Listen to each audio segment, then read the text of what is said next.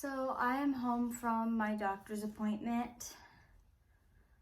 I mean, it didn't, I wouldn't say it was a bad appointment. I wasn't expecting really anything different, but it's not like, oh, found this cure, oh, this miracle thing, oh, try this, we just realized this. Like, things have been like I don't want to say status quo. Like, some things have been status quo in a not so favorable way. Sonoma's behind me, playing with a toy, and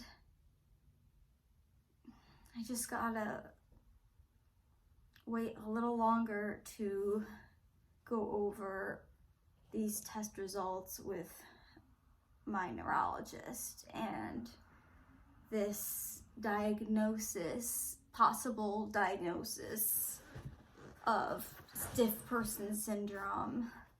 I don't know why I'm so just really want to know, is it yes, is it no? Because in general, lots of IVIG is a very common treatment for stiff person syndrome, and that syndrome would explain the spasms and tightness I've been having in my back and my neck, and also through my arms and my calves and my shoulders, my feet, and just having trouble sometimes with range of motion and painful spasms with extreme muscle tightness. And it's just so confusing because it's like, how could I be someone with stiff person syndrome, like just the sound of the disorder, when I can do a split and do this and all these things? I'm not stiff, but yet it's totally different, so it's kind of misleading. But I mean, I might have to stop IVIG for a little bit and do plasmapheresis, but it's tricky to do that because not a lot of doctors want to go through with that. You need to do it at a hospital, and so having the right connections and then the right diagnosis to be covered under insurance,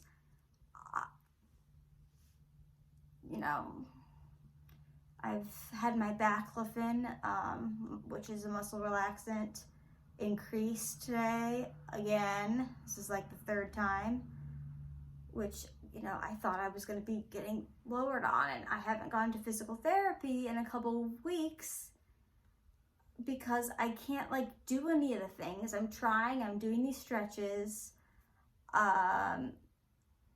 Some of the exercises give me a migraine or a really bad headache, so I do not do those. I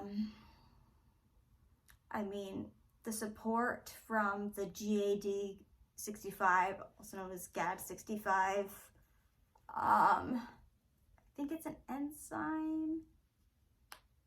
I forget, honestly, but a blood test, with mine being 156, and you're supposed to have the number be under 5, is concerning. And I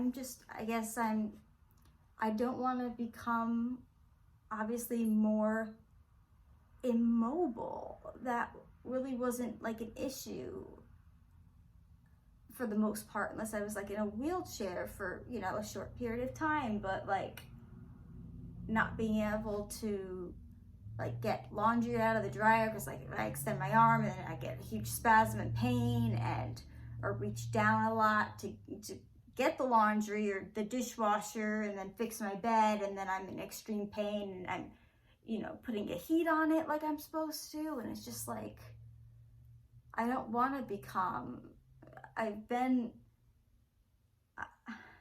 I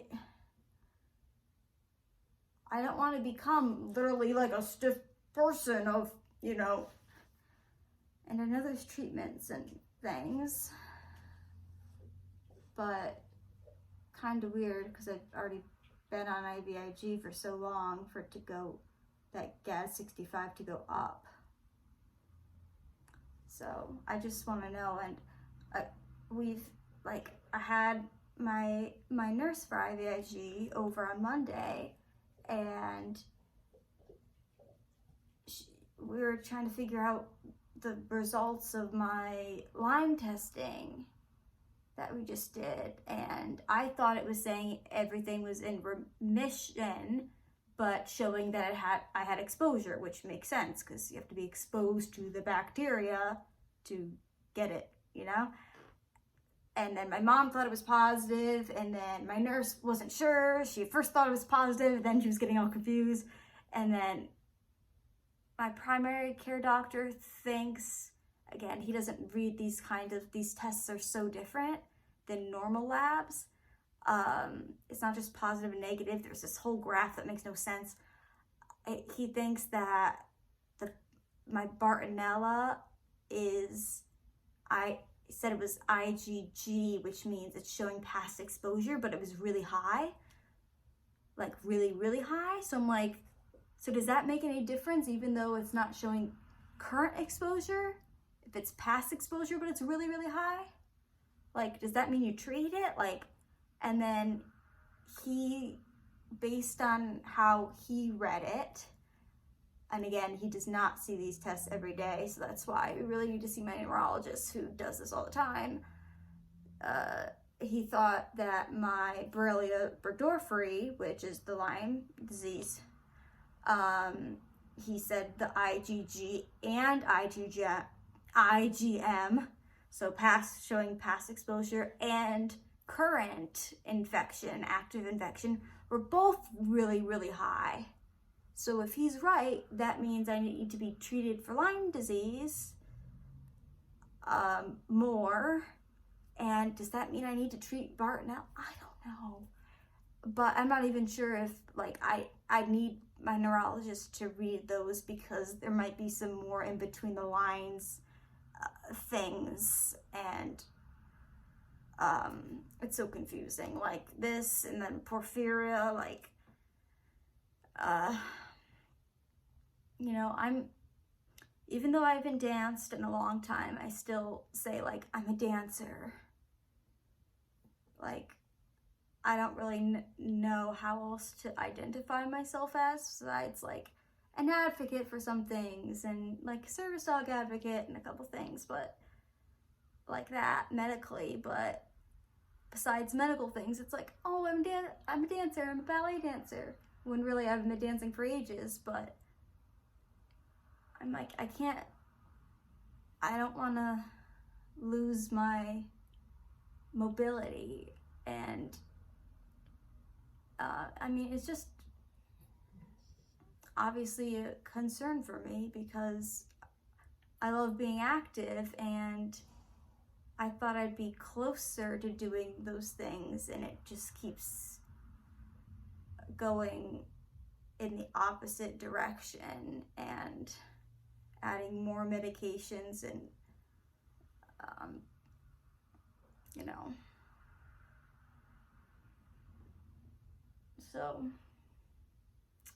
it's just kind of like, there's nothing I can do.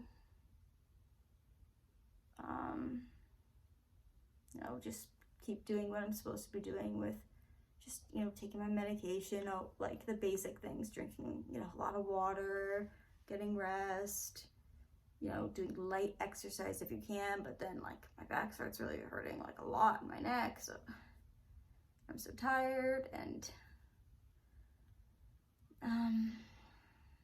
it's just, I don't want this to become, like, a progressive thing, and it's just hard not knowing. it's really hard not knowing. So that's the update right now, and I'm going to do another video about, well, a video about 2022 and 10 great things that happened during 2022, because I did not film on New Year's or New Year's Eve. So that'll be the next video. Right now, I'm just trying to keep my mind off of this, especially since I talked it out here, and just go play with my dog and relax. On that note, I will see you later, and hopefully with some more answers.